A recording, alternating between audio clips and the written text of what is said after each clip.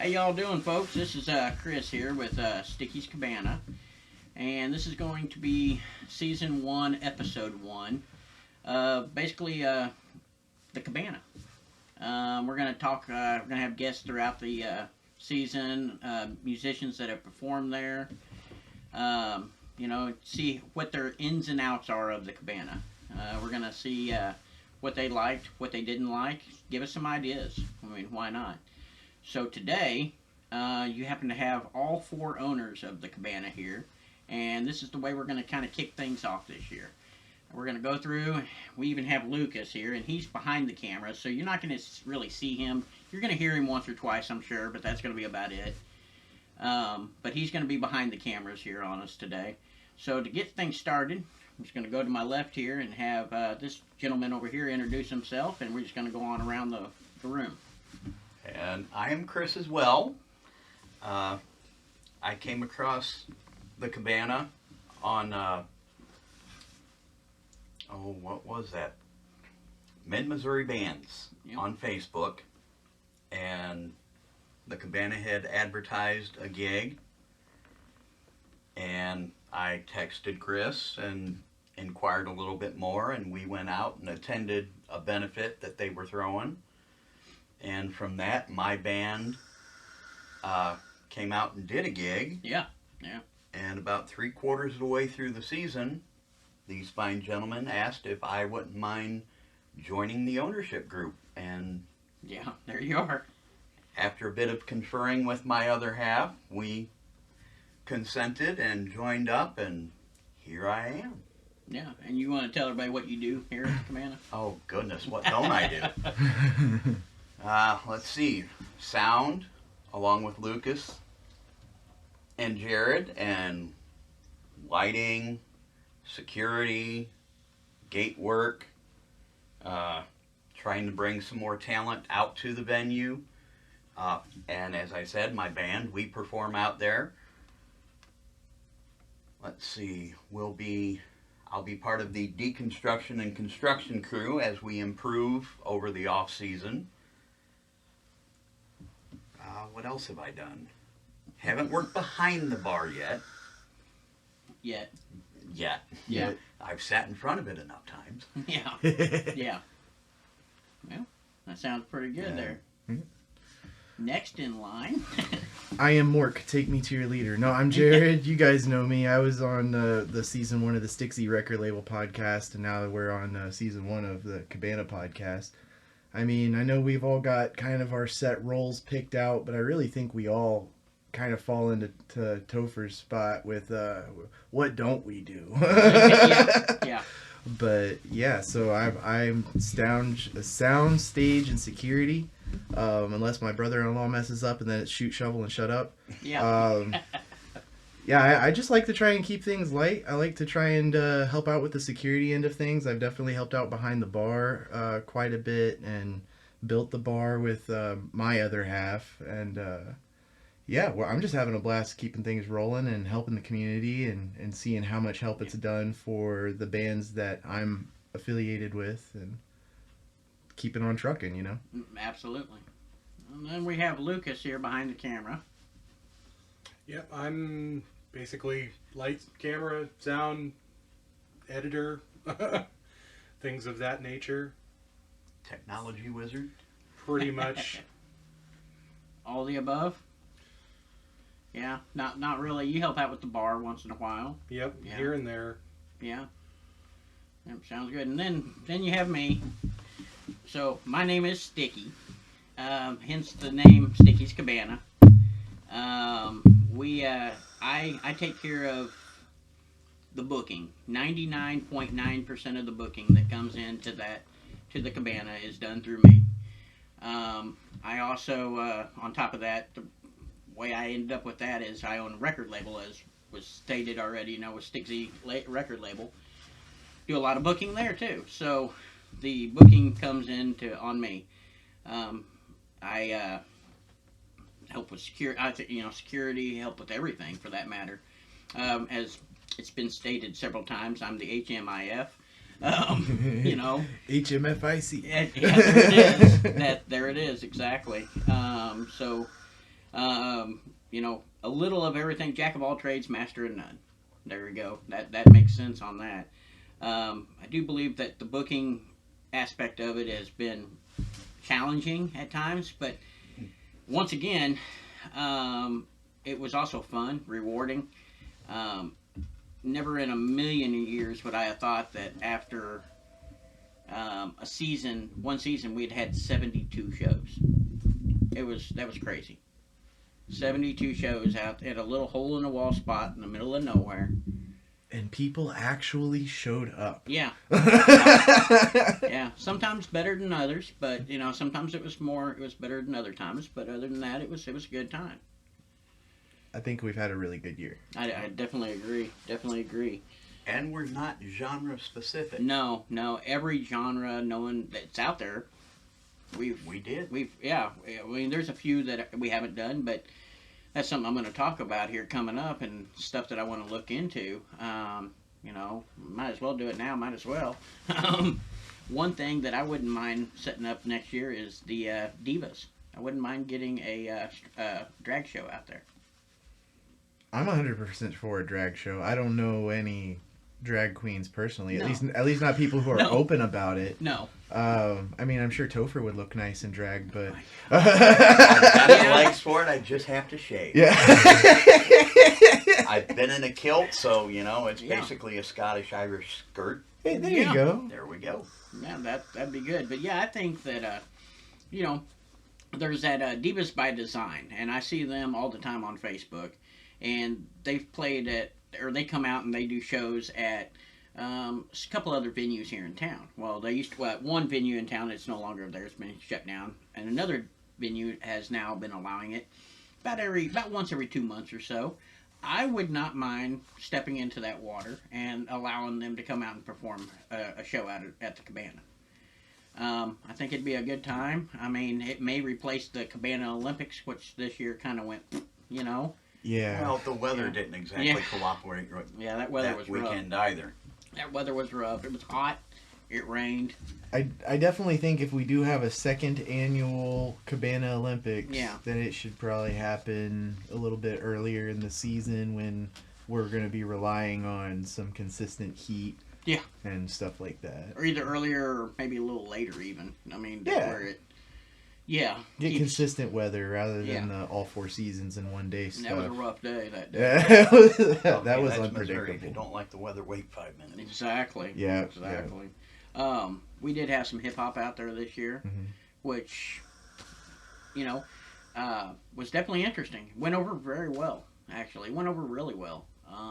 Had a decent setup with all that, and the guys were great to work with, and the one lady and the guys, you know, they were great to work with. Well, what's your all's thoughts on that? I know I've already got 2 more hip hop shows booked for next year.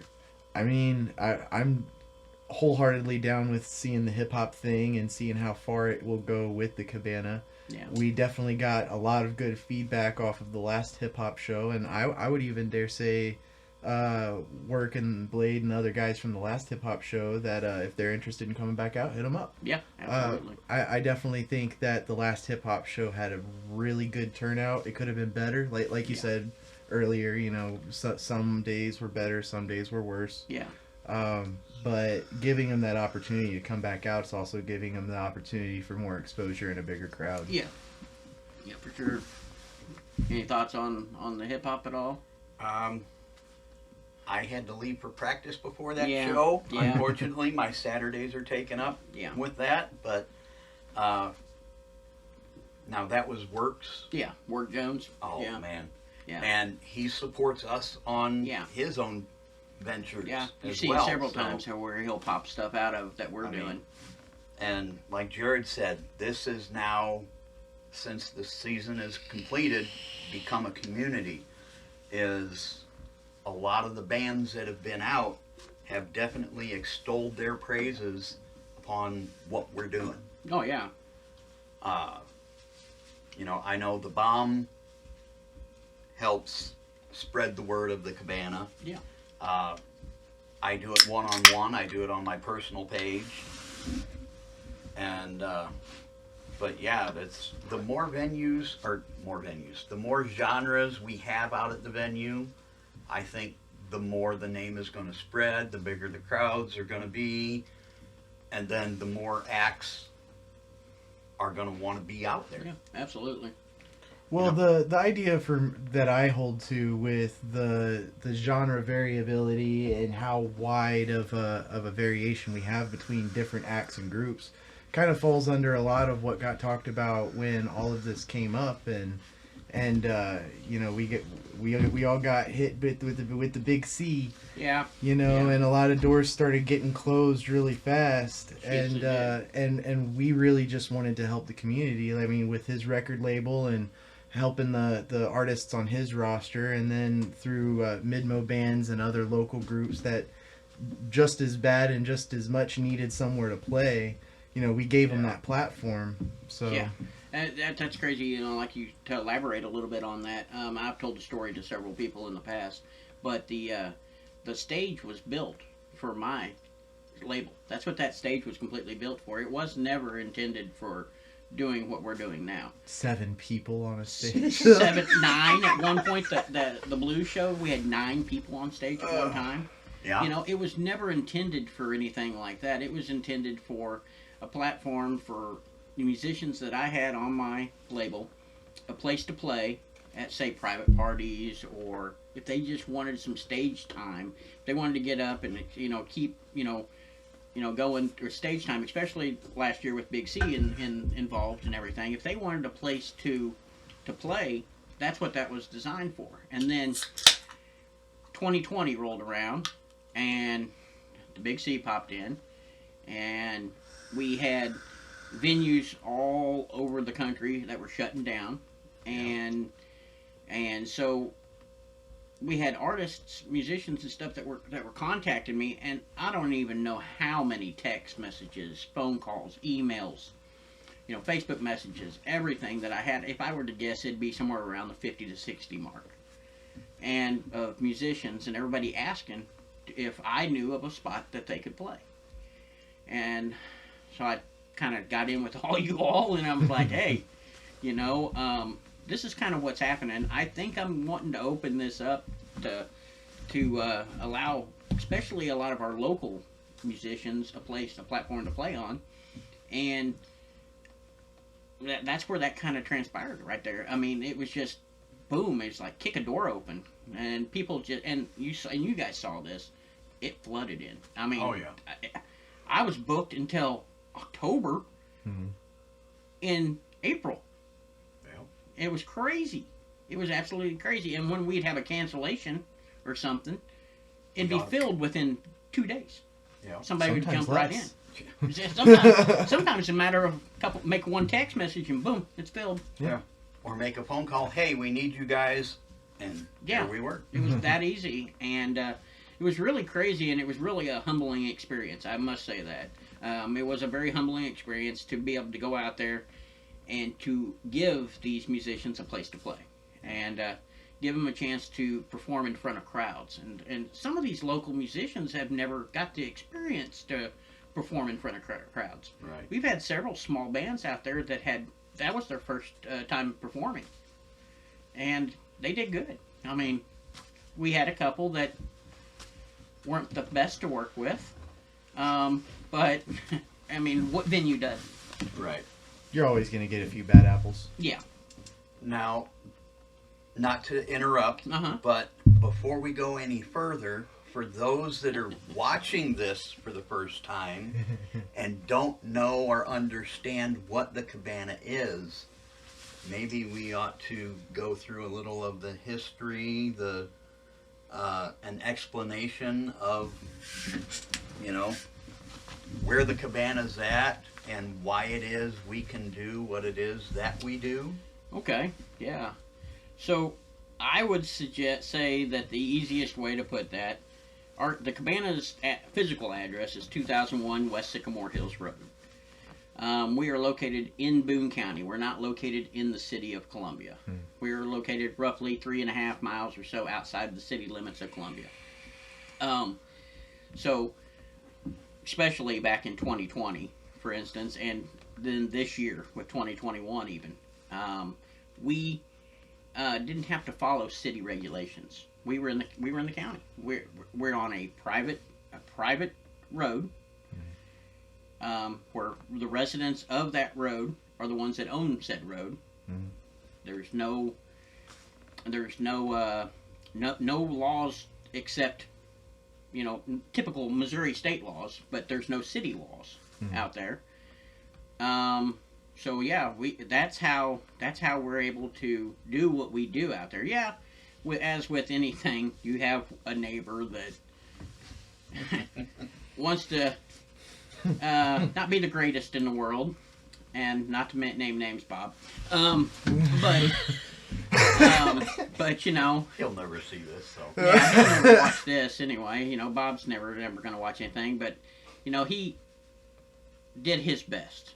I will say he gave it the old college heave-ho several times, I must say, to shut us down. And I think it was rather flattering, when the Boone County would show up and, what are y'all doing? Oh, we're having a show. Oh, is that right? Yeah, come on back. No, I don't want to scare I'll scare everybody to death back here, walk back in my uniform. Oh, are we doing something wrong? No, you guys are fine. Carry on. Great, thanks. And boom. So, we're not doing anything wrong. And No. we're just having a good time. And, it's pretty much about as simple as it can be there. I really think I'm gonna go up and asking for money. Like, wait till he's like mowing his lawn while the show's going on and stuff, kind of flagging down, getting him to come talk to me and be like, "Hey, you got like $10 or $20? I'm trying to make a beer run." Oh, Just that'll see go what over well.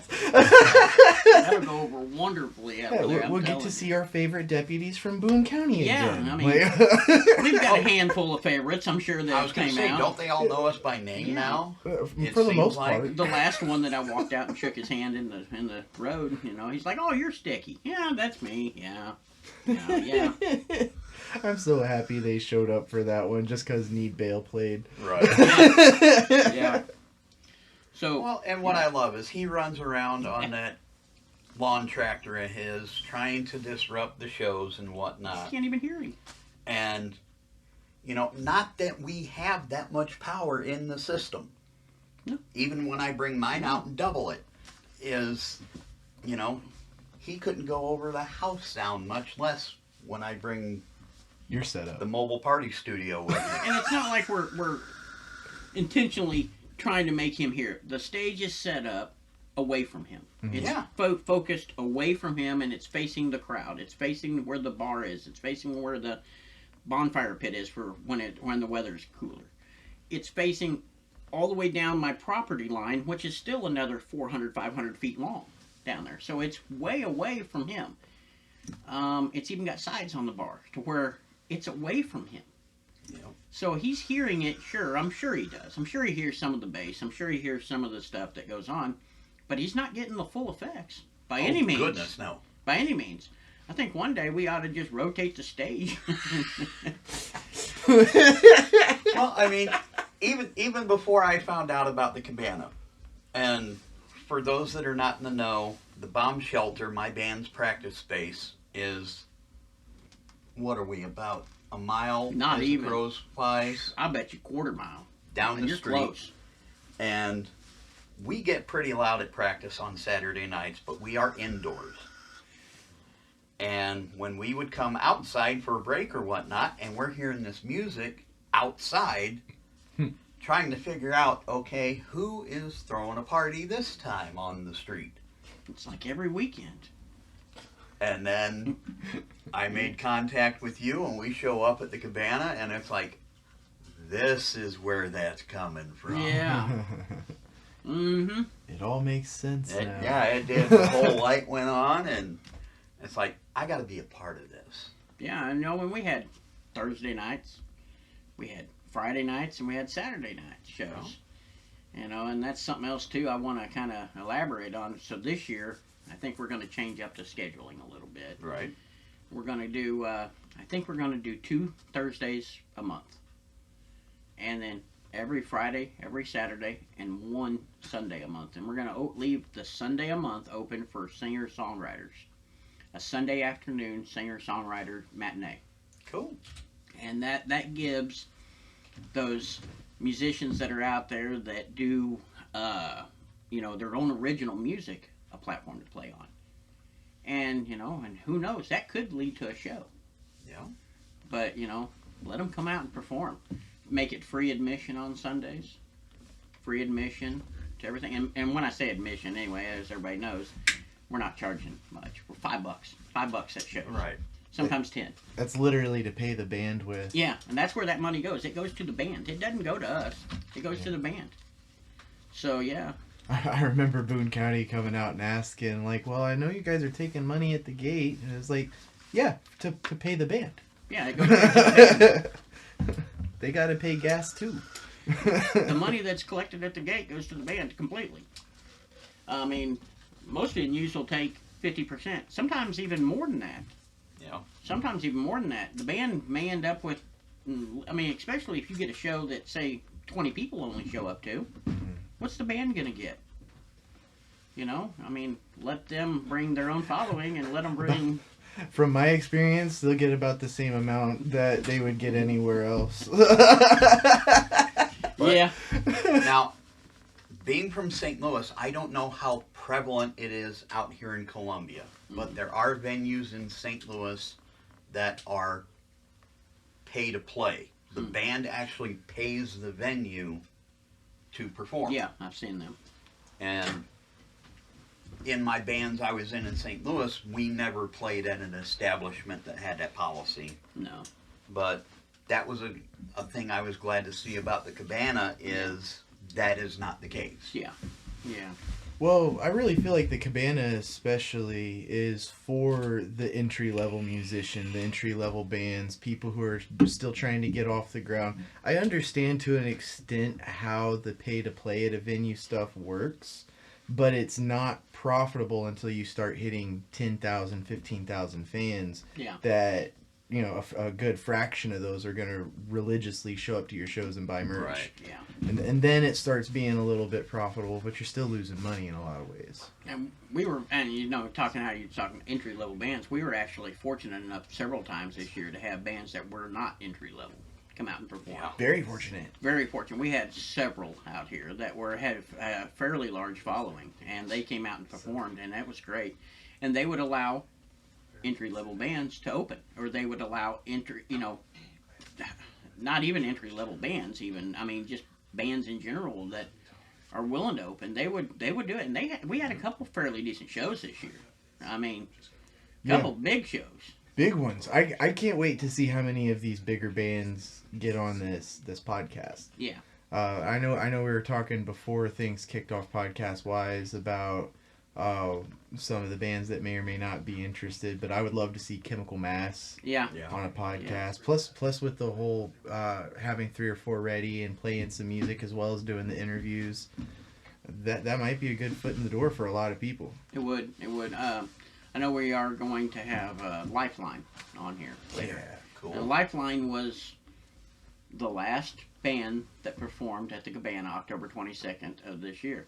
And with both of you all's bands as well. That, Need Bale and the Bomb. Need Bale and the Bomb performed with Lifeline, which was they're an extremely underrated band. Oh, God, yes. Very According much so. to their Facebook followings, they should have 3-4 times that. And we had a couple this year that we had a Thursday night show that should have been a Saturday night show. If I'm not mistaken, that was Ruby Lane. Yes. My goodness. Oh man, we need to have them back. Yeah, out. Them we guys need to have them on a Saturday. were unreal. Now, were you there for that? I wasn't.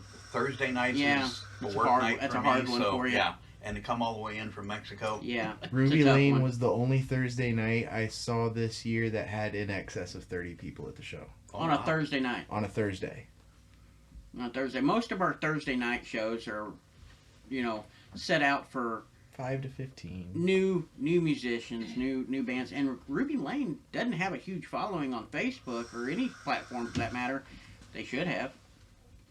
They really I should. mean, they really should have. They're extremely well, and they were nice enough to let us know that they would like to come back next year. Mm-hmm. And that also, if we have benefits of any kinds, let them know. They'll come out and perform for them. Another one that's performed for us for another band that performed for us for the benefits, especially for the veterans benefit that we had for the Fisher House. Mm-hmm. Instrumental Blues Protocol. That's Yeah. another extremely underrated band. Absolutely. You know, extremely underrated. You know, and we've got to. And they're more than willing to jump back in and come out and play, which was okay. Not a problem. Not a problem. Not a problem at And all. we're shooting for more benefits this year We also, are. aren't we? We are. And Or this upcoming if year. you guys want to tell them what we're doing here for Christmas, So we have decided to adopt a family. Yeah. It's a local family that we were informed about through some mutual friends of all of ours. And yeah, you want to take it over from there, Chris? okay, sure. So the dad is a Marine Corps veteran who was recently laid off from his jobs. He was working before that, two jobs, I think, both day and night shifts is what it was doing, and he had very little time at home with his family. His wife has to be a stay-at-home mom to 3 children, twin 6-year-old daughters, and an 8-year-old son. One of the daughters has a severe case of epilepsy that causes brain damage in her brain. You know, and brain damage. And she also has a disease, don't know the technical term for it, but the disease that causes her bones to fuse together. And it is terminal. So, the son, 8 years old, he's just happy-go-lucky, typical 8-year-old son, and so is the other 6-year-old daughter as well. But these people have fallen on pretty hardship here, you can tell. And our goal was, whenever we went to go find the family for this, we wanted to make sure at least one of two, main things were the reason why we picked them. One, they had to be there either had to be a veteran involved in the family. Mm-hmm. And two, the other reason would be a sick child or something along that lines. We hit the jackpot, we got both. And I don't know if that's necessarily saying hit the jackpot or anything, but we were able to do two. We were able to help a family that had both problems going on, and with the situations that they're in right now, we're actually taking donations until the 15th of this month, so that'd be Wednesday, and we've already received about $250 cash. I know some people are buying gifts and doing things as well. We're going to actually surprise the family on Friday, December 17th. I definitely agree that we found the right fit for the family to adopt. I really hope that this is something that we can keep going and be able to subtly. That's the trick. Is subtly identifying the families close to us that are in hardship and can use a little bit of holiday relief. Yeah. Not to say we're going to be able to pay their bills for a year, which, man, I really wish we could. That'd be awesome. That'd be awesome. But, help them buy all the Christmas presents in the world. That'd be awesome. Give them kids the best Christmas in the world. That's what we're always striving for. But any relief is what we're looking for. Any kind of relief. Anything that they don't have to have, if they get extra money, they don't have to worry about this bill. They don't have to worry about Christmas presents for their kids. They don't have to worry about where their meal's going to come from. They don't have to worry about it. So that's what I'm after. And I don't personally know this family or anything, but I've grown up through hard times, and there were a couple different points through my childhood that I can remember that a church that we were in contact with or the church that we belonged to did something for us in that same aspect. So I really just hope, from my own past experiences in history, that we get to help them as much as I got helped when I was younger. Yeah, it makes sense. Definitely does. And granted, we only found out about them, November? 3 weeks ago? Yeah. A month ago? Mid-November. And the Cabana's only been going since May 15th? May 15th. So we're a new venue. at the 6-month mark here. And we've had two benefits. Well, a tribute show, a benefit, and now we're helping a family for Christmas. Yeah. So yeah, I wouldn't be opposed to pushing 3 benefits going into next year either. yeah, I wouldn't either. We can definitely see what what we can possibly do with it. That's awesome. You know, there's not venues around here that do that. No. There really aren't. I don't know why, but you know, I think that maybe if we start doing it, maybe other venues will, and people may have a little more faith in humanity restored. Yeah, I mean, I wouldn't mind being one-upped on charitable stuff. Yeah, I was like, I would definitely love please to be one-up one-upped. me there. Like, show me how much better than me you can do. Please do it. Please do it. Yeah, I'd be thrilled, in all honesty. for sure. So, you all want to talk about any drinks that we had this year? Oh man, there were a few pretty good ones. Are we gonna talk about Shine Sure, flavors, might or as are well. we talking about specials? Shine. Well, the Shine kind of led to the specials, didn't it? It really kind of did. I mean, it worked into it. The first was what? The Cabana Kool-Aid? Yeah, yeah. With the watermelon flavor. Watermelon flavored moonshine and Mountain Dew, Yeah. Yeah, and it went over really well. and I mean, I know there were some other moonshine flavors. Yeah. I know the limoncello hit the spot for me. It was great in the Oh, middle that of was a summertime. good one. Yeah, That happened in the middle of the summer too. It tasted like a lemon drop. Yeah, Mm-hmm. that would.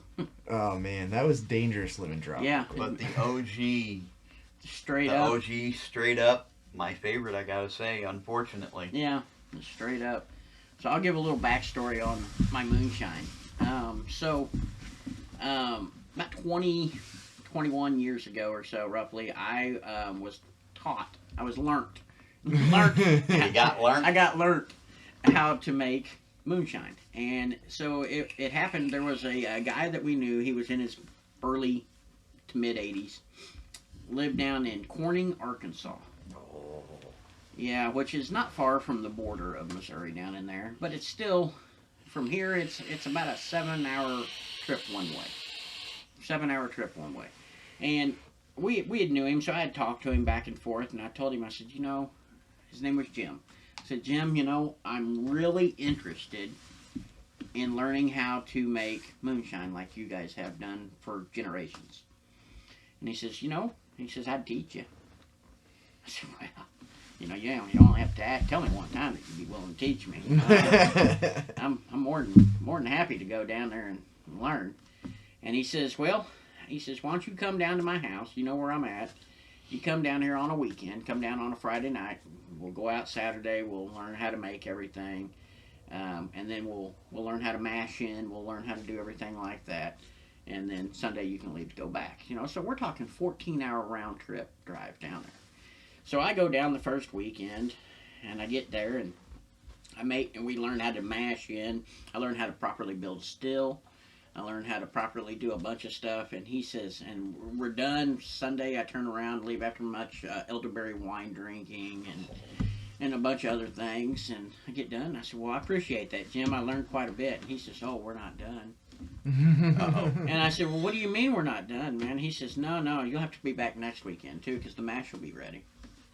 I said, oh, okay. Now we're going to learn how to run the shine. We're going to learn how to run everything. I said, okay, sure. So I ended up 14-hour trip, down there and back, 9 weekends in a row. Oh, goodness. Yeah. Did you have the new car at that point? No, I did not. Oh, this was I in the had, truck? no, I had a beater of a car. I had a little Dodge Omni. Oh, love an Omni. Little Dodge Omni. So I've had 4 or 5 of them. Those And- are great little cars, though. little beater of a car. That car died about 440,000 miles on it. Yep. Finally croaked, went belly up, looked like a pregnant roller skate. You know, but Better than you go. yeah, you little Yugo. But I went down there back and forth 9 weekends in a row. That's a lot of mileage, a lot of time, learned everything. Went down there, finally learned how to make shine. Beginner's shine. 21 years ago. Well, since then, and you guys can attest to this, I think I've perfected my skill. Oh, yeah. If you haven't perfected it, you've improved it Yeah. a far A ton. lot. And then this year, I even went as far as how to make moonshine in the wintertime with insulations and stuff like that. I was lucky enough to have a friend of mine who had a walk-in freezer at a restaurant, and after he shut down at night, I could go in and try to run shine. And it took me 8 or 9 weeks again to perfect it to where I could make moonshine in below freezing temperatures. So, yeah. So now here we are running in through the winter of 2020, 2021, 21, 22. I forget what year this was. Moonshine's been affecting me. 21, 22. Yeah.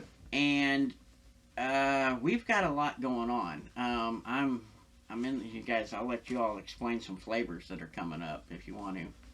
Well, first off, we've got your Stickies Reserve that I am dying to get my hands on. Yeah, I took The oak barrel? a charred wasn't it? oak barrel, 3-gallon charred oak barrel, filled it straight with 190 proof moonshine, Yeah, baby.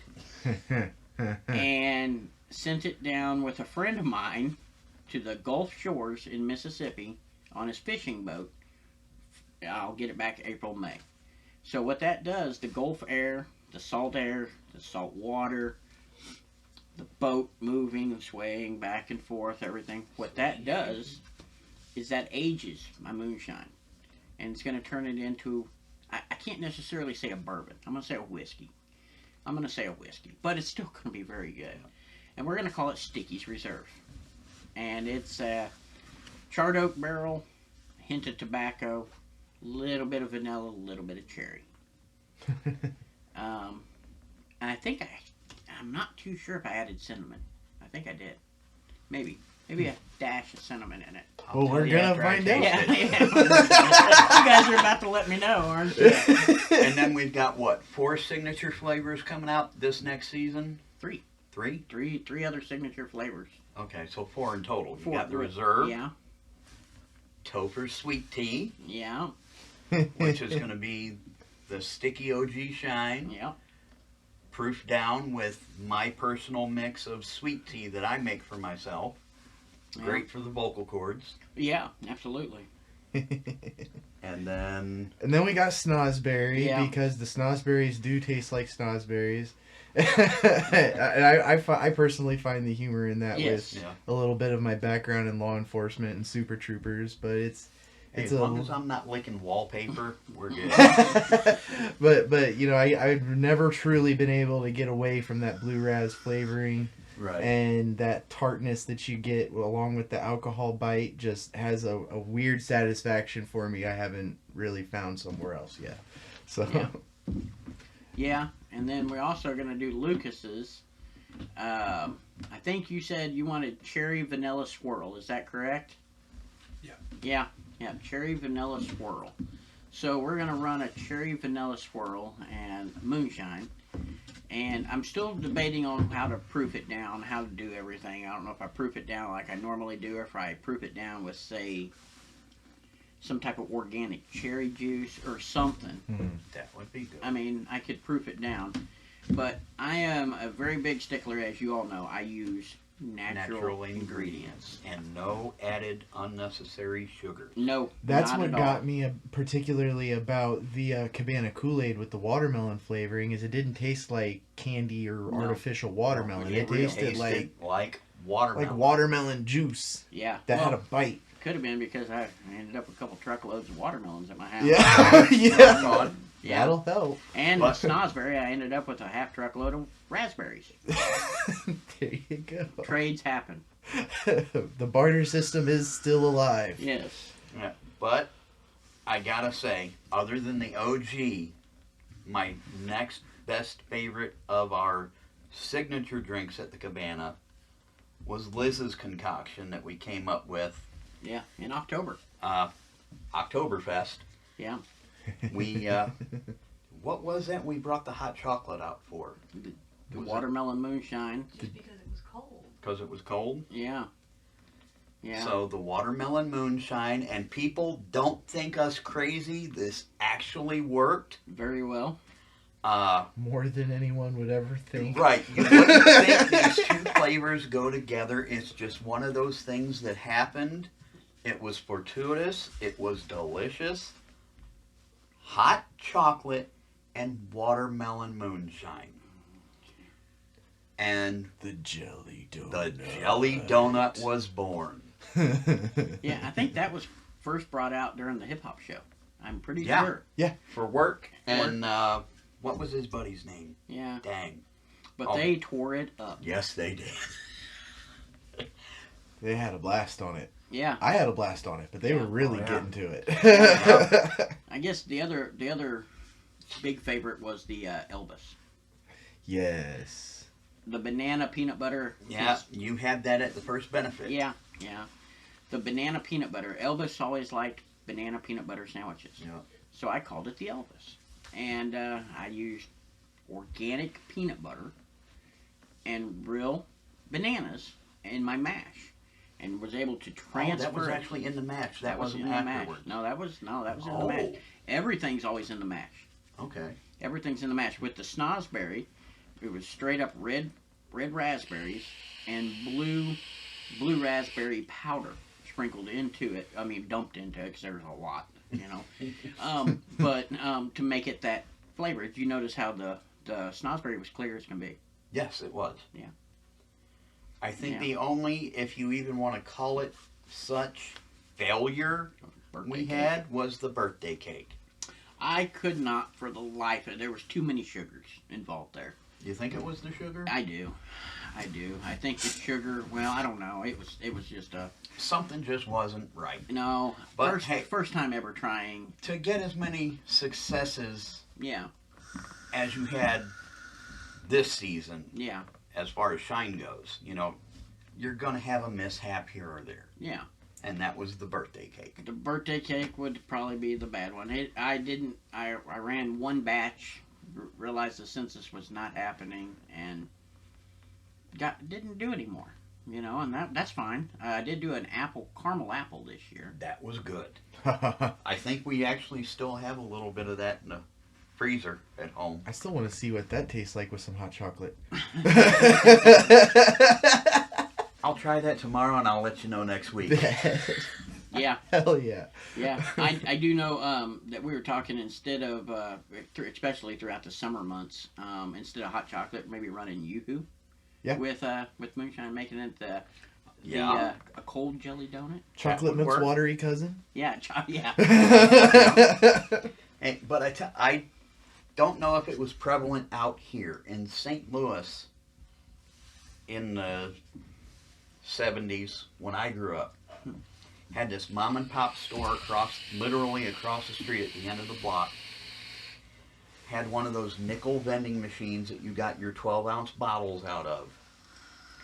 And I think Yoo-hoo actually bought the company that made this stuff. It was called like Brown Cow or Black Yeah, Cow. I know or what you're talking about. Chocola was the biggest name of it. Yeah. It wasn't quite carbonated because the chocolate would settle down at the bottom of the bottle And shake it. and you'd have to shake it up. But oh my goodness. Yeah. There was another Coke that did something with chocolate once in a while back in the 80s, and I can't remember the name of it, but yeah, it didn't fly too well. But yeah. But Chocola was my favorite growing up, and then I discovered Yoo-hoo. Yeah. And it, yup. Yep. Yoo-hoo. So yeah, Yoo-hoo and some... Do we have any watermelon left? Yes, a little bit? Okay. There We it have to is. buy a Yoo-hoo on the way home. There's going to be a sample happening this evening Well, or tomorrow. let's see, what time is it? 4:50, so yeah. It'll be after band practice when we get home in the We're gonna morning. have to call this really soon. Okay. So we do have one question from the studio audience of ours this evening, and it's how did Sticky get his nickname? How did it become Sticky? So what we're going to do here, this is where this is coming in. What we're going to do is I'm going to tell you all out there how I got my nickname. Every episode. Every episode I'm going to say it, but it's going to be a different story every episode. It's up to you all, the audience, to figure out which one's the true story. The winner of that, the first one that lets me know, I will give you a jar of my shine. So, how Sticky got his nickname, man, I was at a county fair. Okay? And I got a little too drunk. And I was going past the cotton candy vat. And I kind of fell in. And came up, man, sticks, rocks, ants all over me for the remainder of the time at the fair. This must have been a much younger. Sticky. Yeah. Yeah, much younger time with Sticky, for sure. Probably in my, I don't know, 20s. Yeah, early 20s. But yeah, so hence the name Sticky stuck. And all my friends called me Sticky, everything like that. All through the years. But wrap this up real quick, guys. Anything anybody want to say? We're going to take a page out of Sean Evans's Hot Ones. And we're going to say, we've got this camera, and this camera. Everybody out there, tell the audience, what we got to say, about the Cabana. Yeah. No, I'd say if you guys are interested in booking with us, give me a message on Facebook. We've got a Facebook page, Sticky's Cabana. If you guys need to get it, if you guys don't want to do that, you can call me. And my number's on the page as well. Blink twice if you're in danger. Yeah. And if you guys just want to email, you guys can email me at my on my record label email. It's stickzrecordlabel@gmail.com. stickzrecordlabel@gmail.com. I think other than that, I look forward to doing more of these. We'll see y'all next week. Well, the next one's with the No, bomb. Shiner. Ryan Shiner. Shiner? Oh. Ryan Shiner. Shiner. I'm going to have to find out. But, yep. But yeah, see us next time.